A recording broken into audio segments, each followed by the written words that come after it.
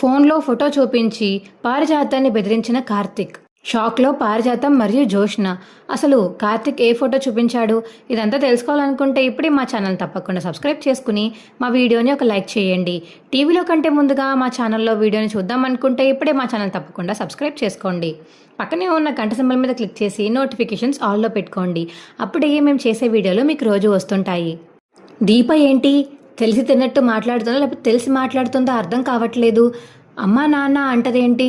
అంటే తనకి కూతురని తెలిసిపోయిందా, లేకపోతే నా అమ్మ నాన్న అన్నట్టు కావాలని అంటుందా? అసలు వీళ్ళు ఎలా మాట్లాడుతున్నారో కూడా అర్థమై చావట్లేదు. నేను డాక్టర్కి రిజల్ట్స్ ఇచ్చాను కాబట్టి ఆ రిపోర్ట్స్ రావడానికి కొంచెం టైం పడుతుంది. ఈ లోపల నేను కొంచెం కన్ఫ్యూజన్ అవ్వకుండా క్లారిటీ ఉండాలి.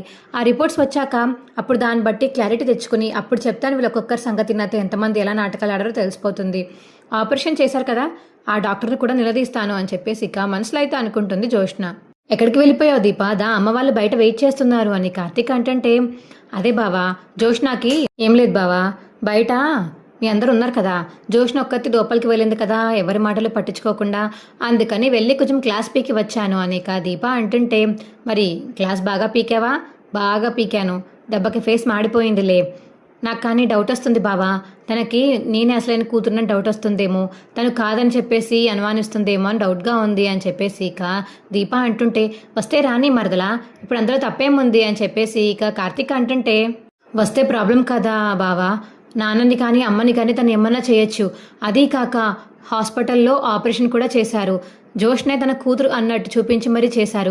ఇప్పుడు కానీ ఒకవేళ తన కూతురు అని తెలిసిందనుకో, కూతురు కాదని తెలిస్తే మాత్రం అప్పుడు హాస్పిటల్కి వెళ్ళి డాక్టర్ని ఏదన్నా చేయొచ్చు. తిను డాక్టర్ని కూడా అడగచ్చు. అప్పుడు డాక్టర్ ఏం సమాధానం చెప్తుంది చెప్పు బావా అని దీప కార్తీక్ మాట్లాడుకుంటే, అంతవరకు రాదులే మరదలా, వస్తే చూసుకుందాము, సరే పద అని చెప్పేసి ఇక కార్తీక్ దీప వాళ్ళందరూ అయితే అక్కడి నుంచి వెళ్ళిపోతారు. ఇక ఇంటికి వెళ్ళి, ఏరా నీకు మీ మావయ్య ఆస్తి రాస్తున్నట్టు నీకు తెలీదా అని చెప్పేసి ఇక కాంచన అడుగుతుంటే, నాకేం తెలుసమ్మా, నేనేమీ చూడలేదు, నాకు తెలియదమ్మా అని చెప్పేసి ఇక కార్తీక్ అంటే, తెలియకుండానే అంత పెద్ద నిర్ణయం అసలు అన్నయ్య ఎలా తీసుకున్నాడురా? చూసావు కదా అమ్మా, జోష్న పెళ్లి చేసుకోవాలి అని చెప్పేసి మావయ్య ఉద్దేశం.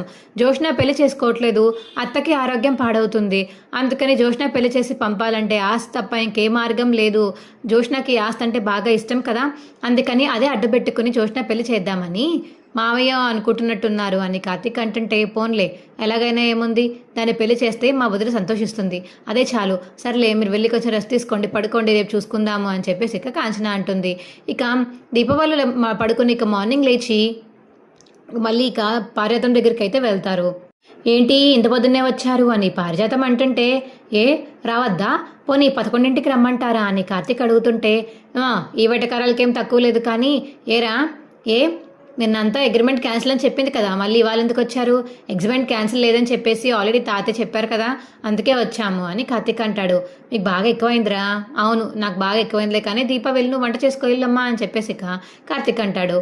అప్పుడే ఇక కార్తీక్ అయితే అక్కడి నుంచుని, ఏంటి నువ్వు ఇక్కడ ఉన్నావు, వెళ్ళు, నీకేం పని లేదా అని పారిజాతం అంటుంటే, ఉంది పారు, కానీ అంతకన్నా పెద్ద పని, ఇదిగో చూడు ఒకసారి ఫోటో అని చెప్పేసి ఇక ఫోన్లో పారిజాతం అయితే పాపని ఎత్తుకున్న ఫోటో చూపించి వేరే వాళ్ళకి ఇస్తున్న ఫోటో అయితే చూపిస్తాడు. ఇక కార్తీక్ అయితే పారిజాతానికి ఆ ఫోటో చూసి ఒక్కసారిగా షాక్ అయిపోతుంది. ఇక పారిజాతం అయితే, ఏంటి పారు, ఎవరిని బిడ్డను ఎవరికి ఇస్తున్నట్టున్నావు, బాగా ఫ్లాష్ బ్యాక్లోకి వెళ్ళి గుర్తెచ్చుకో ఒకసారి అని చెప్పేసి ఇక కార్తీక్ అంటుంటే, ఇదేంటి వీడు ఇలా ఇరికించేశాడు, ఎప్పుడు ఫోటో తీసుకొచ్చి ఇప్పుడు పెట్టాడు, వీడికి అసలు నిజం తెలుసా లేకపోతే ఏమీ తెలియక ఫోటో తీసుకొచ్చి చూపిస్తున్నాడా, ఇప్పుడు వీడి అర్థాన్ని ఎలా అర్థం చేసుకోవాలి నేను అని ఇక పారిజాతం అయితే మనసులో అనుకుంటుంది. ఏంటి పారు మాట్లాడవే? ఏం మాట్లాడతానరా, ఫోటో తీసుకొచ్చి చూపించి అది ఇది అడుగుతావేంటి? అది ఇది అడగట్లేదు, అక్కడ జరిగిన విషయం గురించే అడుగుతున్నాను. ఆ చేతిలో ఉన్న బిడ్డని నువ్వు ఎవరికి ఇచ్చావు, ఇంకొక బిడ్డని ఎవరికి మార్చావు అని ఇక కార్తీక్ అడుగుతుంటే, నేను ఏ బిడ్డని మార్చలేదురా, నాకేం అవసరం మార్చడానికి, అయినా నువ్వు పిచ్చి పిచ్చి మాటలు ఇక్కడికి వచ్చి మాట్లాడుకో, అర్థమవుతుందా అని పారిజాతం అంటుంది. అయ్యయ్యో, ఈ ఫోటో తాతకు చూపిస్తాను, దాన్ని బట్టి అప్పుడు తాత ఫిక్స్ అవుతాడు కదా, ఎవరి బిడ్డ ఎవరిదో, ఎవరికి ఎక్కడి నుంచి వచ్చారో అన్నీ తెలిసిపోతాయి అని చెప్పేసి ఇక కార్తీక్ అంటుంటే, రే నీకు నమస్కారం రా, ఆ ఫోటోలో ఉన్నది జోష్నాయరా, చిన్నప్పుడు ఎత్తుకున్నాను, అది ఫోటో తీయించుకున్నాను అంతే అని ఇక పారిజాతం అంటుంటే, అబ్బాబా భలే కవర్ చేస్తున్నావు పారు అని మనసులో అనుకుంటాడు. ఇక కార్తీక్ అయితే, అవునా నిజమా, మరి అంత చిన్నప్పుడు ఫోటోలు ఇంకేమీ కనబడలేదే నాకు, ఏది ఒకసారి ఇంకేమన్నా ఉన్నాయేమో చూపించు అని చెప్పేసి కార్తీక్ అడుగుతుంటే, అవి ఎక్కడ ఉంటాయిరా అని తగలబెట్టి చచ్చాను, ఇప్పుడు ఎక్కడి నుంచి తీసుకోవాలి నీకు ఆ ఫోటో అని నీకు టెన్షన్ పడుతూ ఉంటుంది పారిజాతం అయితే. నిజం చెప్పు పారు, నువ్వు ఈ మధ్య కాలంలో తీసుకున్న ఫోటో కదా ఇది, లేకపోతే చిన్నప్పుడే బిడ్డనన్నా మార్చేసావా? చెప్పు పారు చెప్పు అని కార్తీక్ అడిగేసరికి ఒక్కసారిగా షాక్ అయిపోయేలా చూస్తూ ఉండిపోతుంది. రే ఏంట్రా ఇది అని చెప్పేసి ఇక పారిజాతం అడుగుతుంటే, ఏ నేనేమన్నా అబద్ధాలు ఆడానా, తప్పు మాట్లాడానా, నిజం చెప్పడానికి భయపడతావేంటి అంటే నేను అన్నయ్య అని నిజాలేనమాట అని కార్తీక్ అనేసరికి ఇక అలా చూస్తూ ఉండిపోతుంది పారిజాతం అయితే. మా వీడియో మీకు ఎలా అనిపించిందో కింద కామెంట్ సెక్షన్లో తెలియచేయండి. మా వీడియో కనుక నచ్చితే మా వీడియోని లైక్ చేసి తప్పకుండా మా ఛానల్ని సబ్స్క్రైబ్ చేసుకోండి. పక్కనే ఉన్న గంట సింబల్ మీద క్లిక్ చేసి నోటిఫికేషన్స్ ఆల్లో పెట్టుకోండి. అప్పుడే మేము చేసే వీడియోలు మీకు రోజు వస్తుంటాయి. Bye friends.